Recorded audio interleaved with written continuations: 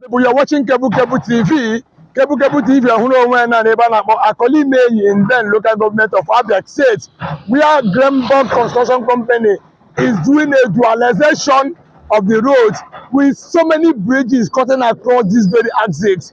Ever since Dr. Les Shoma Otti flagged up this 67.64 kilometers from Umuahia to Arochukwu, Gremberg Naro, Fellow Construction Company Naro, CCECC Naro, Kebu si ka ọbịa ka ọbịa hụ daazị na-arụ ọrụ ihe a na-arụ ugbo ahụ ihe a na-akpọ ọkwa mmiri ebe mmiri na-agbaba adonwe so many bridges ha nwere ihe ha na-arụ so many bridges cutting across. My happiness is not only that a na-arụ ụzọ but arụgakwa bridges cutting across all these axes so that a village investors can be able to say the Egyptian you see today you shall see them no more. Development is touching all around the states. What are you waiting for to come and invest?